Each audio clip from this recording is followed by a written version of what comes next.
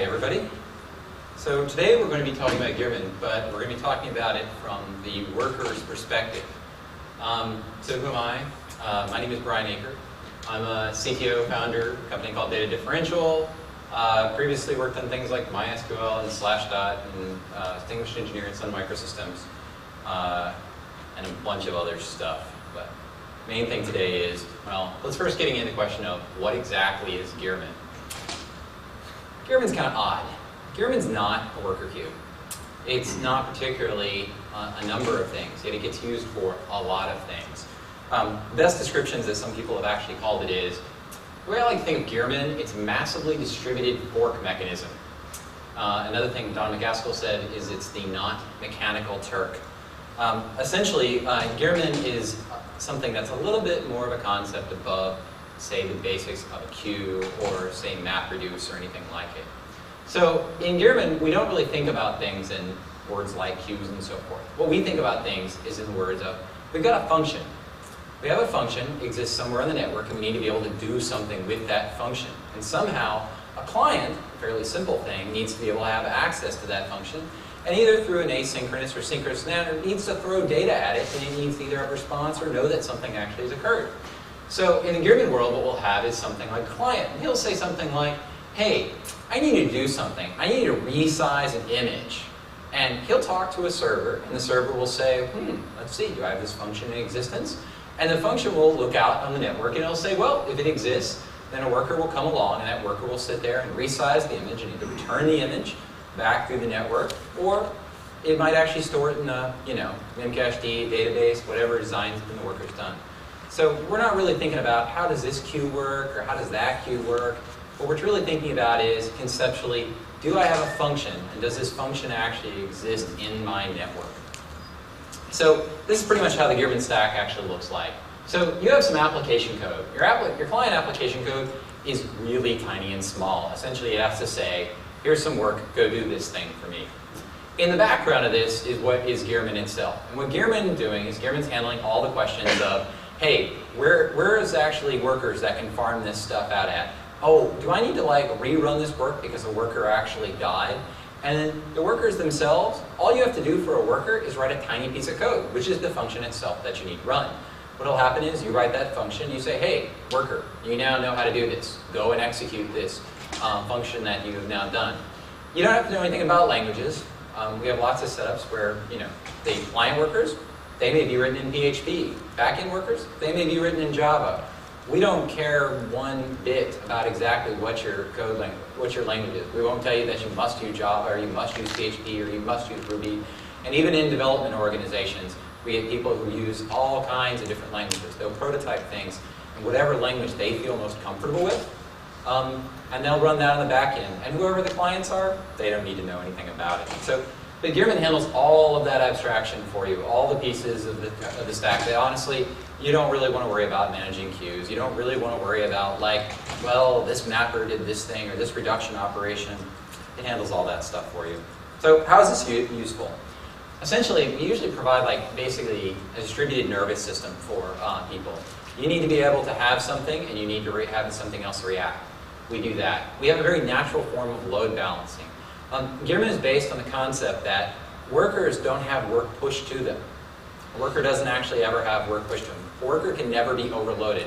What a worker does is a worker sits there and it opens up a connection to the server and immediately it just goes into poll. Uses up no CPU time whatsoever. You can bind it to a given CPU. So if you've got 8 cores, 16 cores, 24 cores, you can run as many workers as you have cores. And it'll just sit there, bind to those given cores. And when they execute, it'll go against those given cores. And what happens is the server will say, you know what, I've got work. Immediately which, it tells a worker, come fetch this work. Work fetches this work, comes back, does the work, goes back into a closed state. So we aren't sitting there, polling a server going, do you have data yet? Do you have data yet? Do you have data yet? So it brings our ability to bring things like thousands of workers on, a small set of servers work pretty well. Multi-language integration. Like I said, we don't actually care. In the entire network at this point, things can be written in PHP here, they can be written in Java here. It doesn't matter in the system at all. We don't care about whatever your language is, so we can kind of stay out of the whole language dispute arguments. Doesn't matter to us. And essentially, we can distribute processing. We have the ability via namespace and others to actually put workers on machines near or closer to data, or not. And the nice thing about that is, workers can be closer to the data. If you suddenly find that you need to move workers farther away, since we're all based on a nice friendly network system, we don't really actually care where it goes on. And like I said, we can do synchronous, asynchronous, it doesn't really matter. The server itself, like I said, it provides asynchronous and synchronous requests. So you can take a request and you can say, hey, I want you to do this image, and I want you to hand me that image back. I'm going to sit here until you give me that image back. Or it can say, you know what, I don't actually care. Just make sure this thing is actually done. It provides durable queues. We can back into MySQL, Postgres, Tokyo Cabinet, probably I think about 3 or 4 other things. We don't really care where you want your durable queues are. You already have databases. We pretty much abstain from the concept of, hey, you have to use one particular database or anything. We can also do things like we speak the Gearman protocol. Gearman protocol, it's an open protocol. It's actually been implemented now in Perl, Python, Java. There are many different languages many other different Gearman servers out there. So it's not just us that use the Gearman protocol. It's been an open protocol for a long time. We provide epoch scheduling. You can say you want work done at a particular time. We'll do the work at that particular time. And we do logging. One of the things that's also fairly curious about all this is we handle a problem what's called the stampeding herd. Anybody here has probably ever set up memcached. You've had this problem where you've got a big cache set up, right? And then suddenly something becomes popular immediately. And you've got hundreds, if not thousands, of requests all looking for that piece of data. It's called the stampeding herd. You can pull a database down. You can bring many things down in this case. Gearman was originally designed by Brad at LiveJournal along with memcached. And what it does an interesting thing called collation. And what that means is that at any given, coalescence. Coalescence. And what it does is if it sees a request incoming that it already knows it's already processing, it sits there and waits and binds many different clients on that single request and then replies to them all at once. So if, for instance, you have a piece of your cache that suddenly is ready to get nailed because it's become popular, if you have Gearman handle the request of rebuilding the cache for you, you don't have to worry about the stampeding herd suddenly destroying whatever your caches are, your database. It coalesces everything into one request incoming and then hands back that one single request to everybody. So you can say, build an object, and everyone will wait until that object is built before it is released. This is a really handy thing when you get into scaling, because you don't run into the problem of something becomes a little too popular. So what does this whole thing actually look like? So this is essentially, if I remember correctly, this is PHP. This is the PHP client. So new Gearman client. So we create a Gearman client. We add a server. In this case, it would default to localhost. And then all we say is, hey, by the way, go do this function. This is the information we want to send. And then we tell you whether it was successful or not. Programming against Gearman is really, really simple. You don't have to actually worry about where the data, where the servers were, all the failover is handled. It's a really simple concept, especially if you're dealing with, you've got back-end programmers that are, wanting to actually write stuff in more, you've got back-end programmers that care about Java, front-end PHP. It's really simple for them. So it's kind of the simple case. Workers themselves are actually pretty easy too. In this particular case, what you see is we create a Gearman worker, we add servers, and then all we do is we add functions. So in this case, we say reverse, and the function's name is going to be reverse function fn, and we go into a while loop. That's it. That all has to be written as for a worker goes. So you can write workers very, very quickly by taking any kind of function that you've got, and you can provide it to the Gearman network. We've got companies nowadays, my favorite one is the one where they refer to the whole thing as Skynet, where all they've been doing is continuing to add more functions into the network. As they need to actually scale more stuff out, they add more functions into the network. And they want to need more workers, what do? They spin up more nodes that run the worker code. They just pull virtual VMs that already have worker code on them and just keep pulling them up as they need to be. Which is also kind of a handy thing where, one of the things we had done some time ago when I was at Sun, is we built a crawler out of this whole thing. It's called Nerardia. It's all open source. And we were able to basically install as many workers as we want to bring as much data on. So once we started actually saturating the local disk, we backed off on workers. When we started saturating bandwidth, we backed off on workers. by controlling how many workers are actually running at any point, you can decide how much processing time you want to devote to something. If you only want to devote a certain amount of processing time, a certain number of machines, for instance, for resizing images, something Flickr does with this stuff, you can do that by saying, I only want 10 machines, and it'll just sit there and work through the work as it actually needs to be done. If you need to add more processing power, you can put more processing power at it. Add function, workers can actually run multiple functions. So what you can do is you can say a worker, you know what, I want you to do these 20 different functions. So you can write workers that are entirely multi-use workers. So you can write very generic workers that say, okay, you do these 20 functions. Worker comes up, it can run those 20 functions. The server knows which functions they are, tells and sends it off to the worker.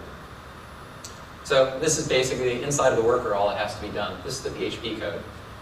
Function reverse in, we hand in a job object. Job object will have some workload in it. We then do what we want to it, and we return a result. That's simple enough. That's all you have to do for a function. We've seen people take like legacy libraries that they don't actually have source code, or they don't particularly have, what is it? We had one company that has an SSL product that the company that they were dealing with, they can't actually get back any more access to their SSL coding. They rely on this one library that they have some difficulties with. It only runs on Solaris, it only runs on one particular load and all this stuff. What do? They just wrote a Gearman worker around that library. So what now happens? They have those sandboxes that run that particular library. Anytime work comes in, they send it off to that work job. They sit there, have some proprietary libraries. They only have a line, only have access on machines. The workers sit, churn through those libraries, and send all the data back. It's nice for wrapping stuff. So, like I was saying, you can add lots of functions into this thing. So, if you want to build a worker, you want to do a resize in, grab FN, fetch URL, it doesn't matter. The workers will actually handle everything. This right here, for instance, is a really simple worker, actually done in latest in the C++ work. You can kind of see, even in C++, actually no, sorry, this one's C. It's really not that much deal. We essentially take in workload, we take in workload size. Workloads can actually be send back statuses, which is kind of important when I get to the MapReduce stuff. So as a worker comes in, a worker can say, you know what, this is going to take me a while. So it can respond every so often to the server and say, by the way, I believe this is where I'm at now in the percentage of work that I've got to do. And clients, by default, they don't really care about those status messages. But if you tell a client to behave those status messages, that means your client on the other side, when he's going and saying, I want to do this work, can actually get a message back and say, you know what, we're 50 out of 100. We're 75 out of 100. Whatever percentage range you want to do. And so the client can constantly be given updates. And everything that's coalescing around that same job will be given those updates. So clients can be told, well, this is about where we're at in it. We can also send some other status back stuff. We can also issue warnings, meaning we can say, in this case, I'm afraid I can't do that, return that information to the client. So I can say, here, by the way, was the error. We can't actually run that piece of data for whatever reasons. We can also send exceptions back and tell them, you know what? You could run this, but it turns out you may want to change a different function, so we can do upgrades online. So there's a number of little kind of neat things that can all be done here. Workers themselves only need to know 4 things. Workers return. Did I get successful? Was there a fatal? Fatal meaning, this job you sent me, this data, this is really not good. I have no idea what's wrong with this thing, but really, I can't actually handle this thing, and we'll give an error client. It can also return error. For instance, if a worker discovers, you know what, the database I thought I had access to right now, I don't really have access to that, it'll kick it back up into the Gearman server, and then at that point, the Gearman server will sit there, queue it back up, and will either process it back out, or it'll find out if any other workers are registered.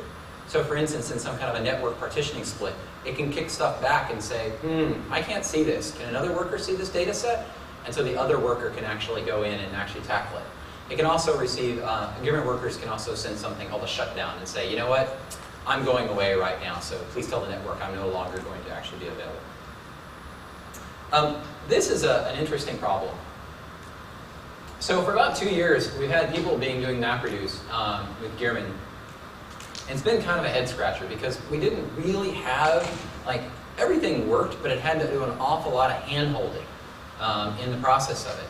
So about 6-7 months ago, one of the companies working with all this had asked me, can we make this simpler? because we feel like more of this could be done in the server because we really need this stuff abstracted away.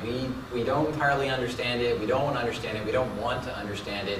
It seems like you have enough parts to do this. So we got to work on this. And so we started asking a number of customers who were using MapReduce, like, can you start to explain to me your problems? Because we're not really understanding what you're trying to do. What do you really mean by MapReduce? I mean, you go into a meeting and people yell MapReduce like it's some, like, please save the world, Jesus is coming. MapReduce, MapReduce. And we kind of started scratching our heads trying to figure out what exactly people do. So we looked at it, we're like, okay, so everybody says MapReduce, and when we start asking questions, it doesn't entirely sound always like MapReduce. It doesn't entirely sound that they even know what they're generally wanting. So we started looking at the patterns and figuring out what did they actually mean by the whole thing, because really, it wasn't really apparent. So one thing we started doing was breaking down what people were talking about. Because everybody quotes MapReduce, Google. Okay, great. Let's figure out what you really mean. So by map, if we say the word partitioning, do you really just want your data partitioned out? Is that it? Is like, really, because you're just talking about partitioning your data. You've got some data, and somehow you want this partitioned out because you want us to look at some little piece of data here and perhaps come up with an aggregate of it. So what we started doing is saying, okay, let's see what we've got. First thing, on the mapping piece, let's just build partitioning in. Now let's build it so that you can write a partitioning function. So we now have workers that can do partitioning. Well, remember how earlier I was showing you how we can send status back? We can also send chunks of data back. So what we did is we fixed the workers so that workers themselves naturally now can actually do MapReduce. So in this case, this is an example. We can partition up data. If we had a function called find, what we do is we send this to a partitioning function, and that partitioning function then sends data out. So let's see what this actually looks like. So this is a split worker, for example. So the split worker, you'll notice from the other example in C, is exactly the same thing. There's only one new thing that we actually did. If you can see a few lines down, we see Gearman job send data. So what we do is we hand the data off to a worker, and that worker can sit there and say, oh, okay, there's this data incoming. Well, I'm going to partition it up. It's an XML file. It's whatever. I'm just going to start breaking that file. I'm going to start breaking that up and then start sending those chunks out onto the network based on whatever function somebody wanted me to actually run on this thing. So, because when we got down to it, people didn't really want to know, how was data mapped out? It didn't really matter to people. They were not really interested in knowing 10 nodes here, 20 nodes here. They really just wanted to know, I've got some data. Can I write a worker that splits that data up somehow, sends it out, and I want some aggregate response to the whole thing. This was actually something new we started spending time on, because we found that a lot of people were talking about MapReduce, but then they weren't talking about the final sum. What is aggregation? Because just because you've mapped all this data out and you've reduced all this data, don't you actually care in the end that some kind of aggregate function is run against the data? Sometimes you do, sometimes you don't. So in our world, what we do is we can map data out. We partition data out to the network. You write a function, it partitions data out, it runs it against whatever function. And if you want to, you can actually assign an aggregate to it. And what we do with the aggregate is we take all of the data that has been mapped out and all those responses, we hand that back to an aggregate function, and that aggregate function can sit there and do whatever it wants to. It can do summations, it can do anything. And if you don't specify an aggregate function, all we do is we check to make sure that everything was okay. So in our case, we aggregate everything out, we take the result, sum it up, and give you a sum result. This is a simple aggregator. In a simple aggregator, what we do is we actually just hand you basically a task list. And we just sit there and say, well, you can populate, you can walk through all the task results, do whatever you like to, restore the value, and then return it back across the network. So in our world, essentially MapReduce is you write a partitioning function, write it in whatever language you want to. You use normal functions, so whatever function you've already written in the network, you can already use all of those at that point as reducers. And if you want to, you can write an aggregator, and the aggregator can take those results. Or you don't have to. You don't want to do it? Don't need to. So, do we have to partition? So, we have a lot of other little tricks that we can actually do in this environment. Once we actually started building this, we started working on being able to do some other things. Because we're really flexible internally, we can do a thing called pipelining. So in our world, workers know the fact that they can actually store data. And because they know that they can just send data back out, we can take one worker, and that worker can partition that data up, or send it as one chunk, and he can send that data on to the next case. So he can send it on to resize if he wants to. And if he needs to, that resizer can then send it on to publish. So we can basically take data and push it through the network and pipeline it through the network as far as we want to. So data A here gets combined to B, gets to C. Because this is Gearman internally, if at any point, for instance, if publish breaks down, resize, we'll automatically start sending data back and find the next time a publishing worker comes back up and publish it. Every step along the way, we actually will fail back to the next piece and then go forward. So if store never worked in the first place, the server will wait till store comes along. If store fails, we'll populate back. If store passes then, we'll pass it under resize, or we'll pass it on publish. So we have basically at any point in the failure of the pipe, we will keep retrying and pushing data through the actual system. CPU. This gets into a question we get into a lot. How much CPU do we actually use? As I was talking about before, Gearman workers themselves, once they go into poll, use 0 CPU. We don't use any. It just sits there. It opens up a socket, sits there with a timeout that's forever, and just sits and waits. While it's in that wait cycle and poll cycle, it uses up nothing on the hardware at all. It's just sitting there, doesn't get called. As soon as the operating system sees something come in and kick back in the socket, it comes up and actually starts using, we'll actually start using CPU. This means we get a very, very even distribution across machines, which is something nice, because if you say, I want 8 workers and I have 8 CPUs, we will use those 8 CPUs up. If, for instance, if you find that worker, one of the functions isn't getting up, you can always add some more functions to it, and it can start chewing up more data. So we're pretty low on the CPU intensity scale. Something else that actually occurs a lot inside the network. We don't really entirely care about the operating systems either.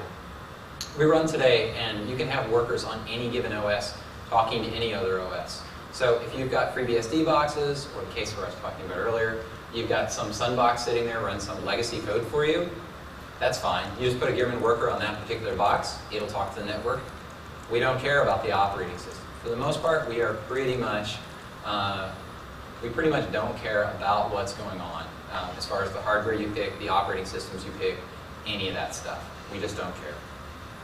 So, and I was pointing out earlier, language-wise, we've got shops where they come in, they've built stuff. They start out in Java one case, they've rebuilt stuff in C++. Doesn't really actually matter. They bring on workers. Workers will pick up whatever their work caller is. They can even have mixed workers for a time being. So they can bring workers online, see how it's working if they want to, shut down the workers in the other language, bring in new languages. It's been also handy in shops where they start out in one language, and then after a while they hire more devs that care about another language. The other devs, they don't need to worry about the old code. They can actually just write new code. The system keeps going. So it's been nice to stay out of people's arguments in this way. One of the other big things that we just actually added in the 22 release is namespaces. So workers nowadays actually have a namespace they live in. So you can create a function. That function, for instance, can be resize image. Now let's say, for instance, though, that you actually want, or you have people that are coming in that say work in different departments, and they want to also have something called resize image. All workers can be given, and clients can be given a namespace. So for instance, when they declare a function, and a client says, I want to do this, the client at the same time can say, I actually live in this namespace. And because it lives in that namespace, when it hits the server, that client will never look at another namespace. So you can actually have multiple departments with the same name functions all hitting the same servers. It doesn't actually matter anymore. Or what we've actually seen also done is people, for instance, who have particular data sets living on certain machines, they'll pull up workers that live in a namespace that is specific to that data set working on a given machine, and just have all of that, be able to get affinity towards that data via namespaces. So this was something that was just added in the 0.22 release. So there's a bunch of other stuff that's actually been going on. We released .22 about in April. So far we've only had like 1 or 2 bugs in it, so it's been doing pretty good. We have a bunch of custom login plugins that we're hoping to get out. We had companies end up having us write this stuff, and we're slowly putting it back. A lot of the logging plugins will allow people to do a lot more as far as we're going to be able to do things like figure out how much time you spend on particular work items and do billing and all the rest of that. Client worker configuration. Something I wish I would have done a long time ago with memcached that we had never done was instead of having everybody try to configure memcached by figuring out all these little switches and all these little bells, instead if we did something more like, if anybody's familiar with, like JDBC connection stuff, we would kind of be able to get away from that. So we published that code nowadays in the libmemcached, and it should go into Gearman pretty soon. And the idea essentially is, since we have the C++ and the C level drivers, all the drivers that are built on top of it, the PHPs and all of that, will all take the same configuration information.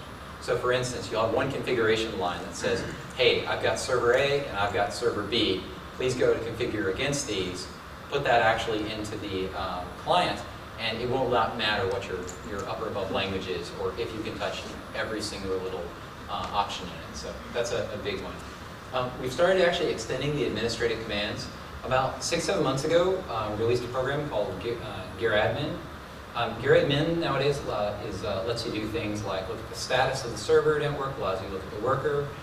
You can actually create functions if you want to that don't necessarily have any workers. So for instance, if you want to create a function so that you just have a function sitting there for the server to collect data for a while until you bring the function online, you can now actually do that. There's a bunch of other little information you can now pull out of the server. So we're slowly moving up the kind of the food chain on that. A big thing that's actually coming pretty soon is the SSL.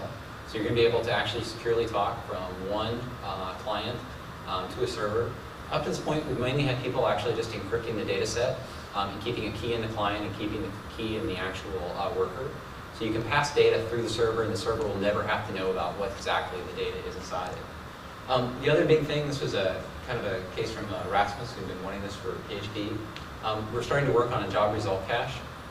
What actually happens when there's job result cache? If you end up, for instance, saying, hey, I need this work done, you can say, not only handle coalescence where these next guys are going to come in for the next, while that's running, but we can say for the next 10 minutes, if anybody comes in and is looking off this function and needs off this uniqueness, just hand them this data back and just say, here is the result. Don't actually go and recompute this. So this is something we're working on. The final thing that we've been working on is a thing called Uplift. What Uplift is it actually handles a bunch more of the worker issues for you. Right now, if you've got a PHP program, so PHP worker, you fire up the PHP worker, he runs fine. But what happens, for instance, if if the library underneath the thing is something like Image Magic and goes kaboom, blows up the PHP worker? What Uplift does is Uplift is actually will take any given worker code, and as soon as it's actually run, Uplift will actually fork off and will actually maintain an angel process to track that given worker. So for whatever reason, if the worker code is crappy, goes with the crappy library, any number of cases that can actually cause problems, what the Uplift code does is it will see that the worker has actually died for whatever means, and will sit there and then, as an angel, bring this data back in, will bring the workers back in place as soon as they go away. Or in the case of one customer we had talked to, they use Perl and it leaks like crazy, so after a little while, they need to kill it off and they need to have it come back in and actually work in. So that's one of the other big things that we've been working on for the future. If you're really interested in information on all this, we have Gearman Info, which is up to date. We've started placing all the documentation up under using the Python Sphinx system. So all the documentation, we've been doing a lot of work in the last 2 or 3 months to update all the information. We have Gearman.org, which is kind of a place where you can see all the different server implementations and so forth. Because Gearman's also written originally in Perl. You can go get a server that was entirely written in Perl. You can get a server that's entirely written in Java.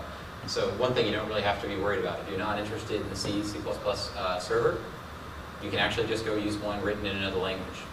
The protocol's been open, and we've now had multiple implementations of it. If you're interested in source code, you can go look at http://launchpad.net Gearman. I just released a new new source tarball last night that kind of extends our testing system. Something we've been working on. If you're more interested in, I tweet about this stuff, that's my Twitter, and I keep a blog.crow.net. So it's kind of where you can find stuff. So at this point, does anybody have any questions? Everybody eat lots of brownies at lunch? How large can the messages be in the pipeline? How can it be hundreds of megs? Limit's 4 gigs. So, and we could fix that, but I really wouldn't recommend sitting more than 4 gig blobs around. I actually consider that a bad idea. I find that when people have larger data sets, often the case is. Usually they're sending references to where the data sets are beyond a certain size. But the data sets themselves, it doesn't actually matter. They can be as large. If you're using one of the backstores, you're going to be limited to the size of the given blob that can be handled. So, Postgres and MySQL both have limitations on the largest size piece of data they can store, and then same case with Tokyo Cabinet, same case with none of the backend. So it's really kind of up to whatever you're doing. So, yeah. So it sounds like for us users, it seems like a very easy or useful thing, or easy to use. Mm-hmm. So how is it for? How does this thing? How complex is it for you? I'm a little bit afraid because it sounds like a very, very complex thing for you to handle. The nice thing about the whole thing is that the complexity is all handled for you. To get high availability, you actually turn on 2 servers. We work essentially, clients know about, if clients know about both servers, so you tell a client to come up, it knows about both servers. If you have network splits, it handles them naturally. As long as a client can see one of the servers in the split, that server can see any workers that it can see. So we can survive network splits really well. As far as you running it yourself, it's cake. You turn on Gearman D, at which point you tell the clients where to connect to, and that's pretty much it. One of the things that has been one of the things that's been kind of curious over the years, we have a lot of users, and we never really have done a really good job explaining to people like what exactly it is, because we know what it is, and we know what the users we have know what it is. Finding new users, explaining it's been a little difficult, and something that, as I've been talking to more people, I've kind of come to the conclusion of is, essentially, you've got out there a lot of systems that can do like RabbitMQ, you've got Hadoop, you've got all that. Essentially, what we are is we're an abstraction layer above that. We don't really want you dealing with and fidgeting, and you don't want to know about everything that's going on underneath all that. So we handle and abstract all that away from you, so you don't have to worry about everything that's going on beneath it. Okay, but then for you, this makes your system really complex.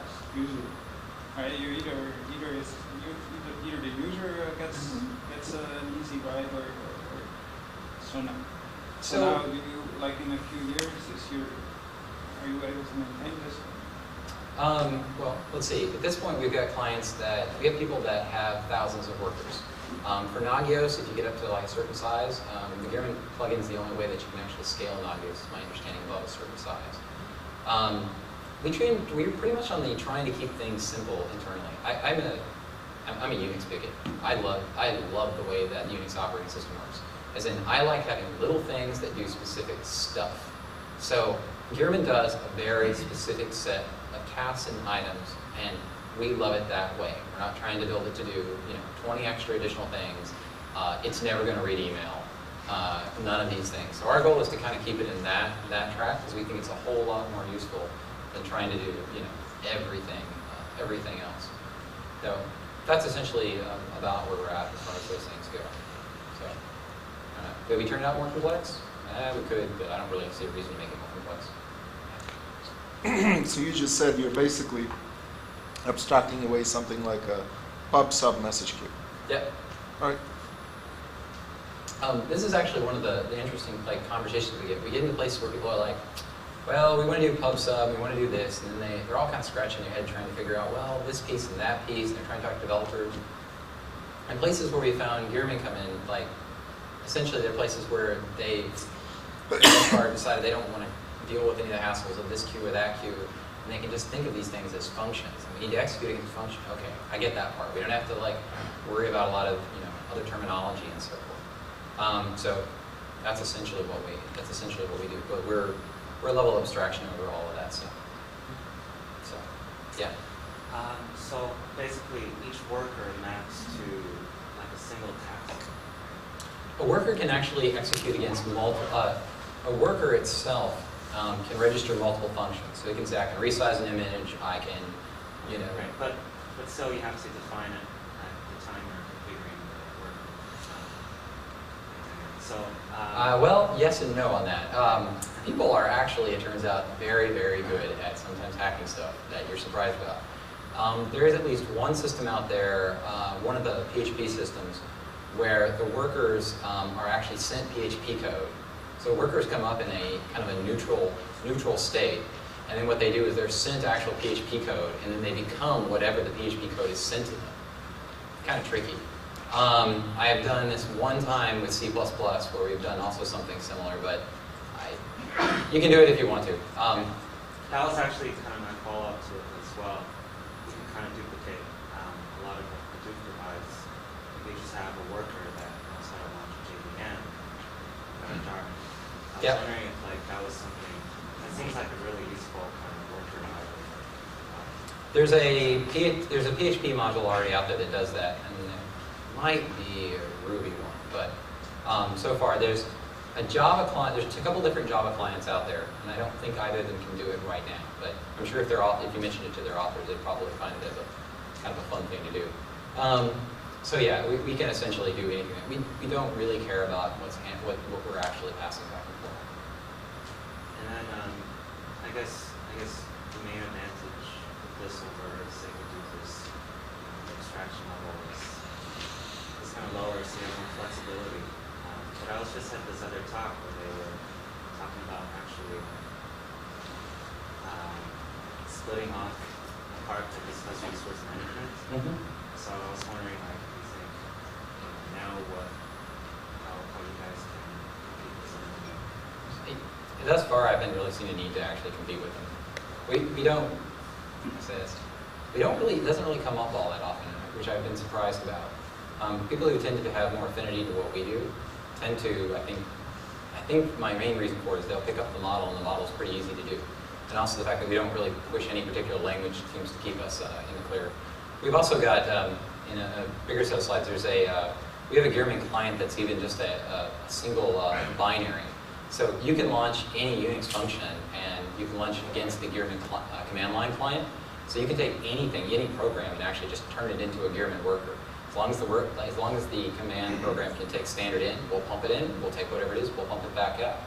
So we end up getting sysadmins who end up using this from stuff like, they'll use the command line client just as a kind of a shell interface. So basically the bash interface into the whole thing. So we get a number of things like that. Any other questions? Well, thank you all very much for your time. Hope you found it interesting.